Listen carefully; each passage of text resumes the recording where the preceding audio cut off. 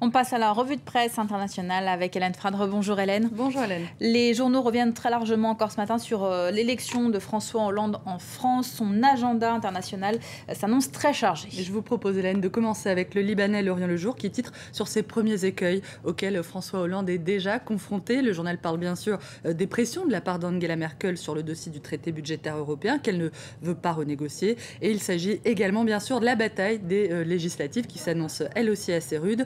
Le contexte en France qui change la donne européenne, c'est ce qui est au menu ce matin du site américain The Atlantic qui évoque la fin de Nicolas Sarkozy et le déclin du partenariat franco-allemand, en se demandant d'ailleurs si la construction européenne dont l'un des buts était le rapprochement de la France et de l'Allemagne n'est pas justement ce qui a fini par les diviser.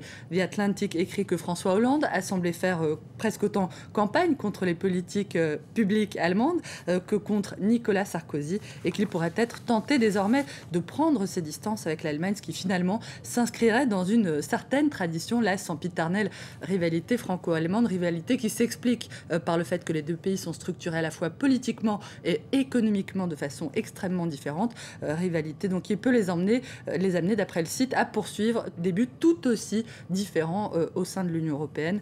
Des Atlantiques qui raconte qu'on n'en est évidemment plus au temps des guerres, mais que le temps des longues promenades côte à côte en bord de mer comme Angela Sarkozy et Nicolas Sarkozy, Angela Merkel aimaient à le faire. Les Merkozy, eh bien, ce temps-là est bel et bien terminé, du moins pour un moment. Et au-delà des tensions franco-allemandes, c'est peut-être l'inefficacité des politiques d'austérité qui est mise en cause. C'est en tout cas ce qu'on peut lire dans Le Guardian ce matin. Le journal titre sur le fait que l'Europe subit en ce moment le retour de bâton des politiques d'austérité, un contre-coup qui a pour conséquence de renvoyer l'euro dans la zone rouge. À voir à la une donc avec une photo assez étonnante d'Angela Merkel qui a l'air assez désemparée. The Guardian qui écrit, Hélène, que la démocratie est en train de se mettre en travers du chemin des politiques d'austérité en Europe, mais qu'il se pourrait que l'euro n'y survive pas.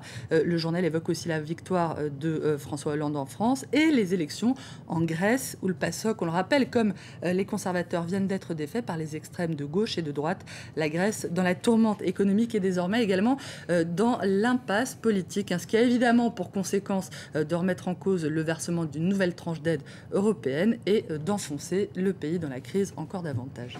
En fait, la situation politique européenne désarçonne de nombreux observateurs outre-Atlantique. The New York Times a recours à un jeu de mots assez amusant pour parler de ces Français et de ces Grecs qu'il juge révoltés et révoltants. Révoltés, on imagine pourquoi, mais révoltants, le journal ironise tout simplement, Hélène, sur les critiques entendues ça et là, critiques lues notamment dans The Economist, on s'en souvient, qui a évoqué il y a peu un François Hollande assez dangereux, de Rather Dangerous Mr. Hollande en version originale.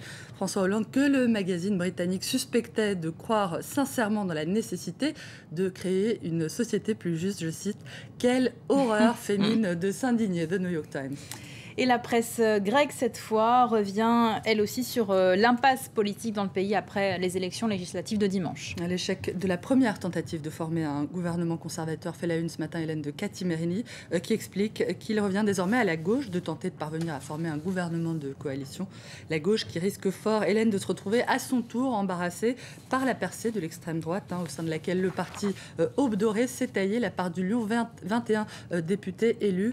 C'est un parti que The Independent juge extrêmement inquiétant en rapportant que parmi ces 21 nouveaux députés qui vont bénéficier de l'immunité parlementaire, il y a, Hélène, un élu actuellement poursuivi pour des présumées voies de faits graves et un autre membre d'un groupe de rock satanique.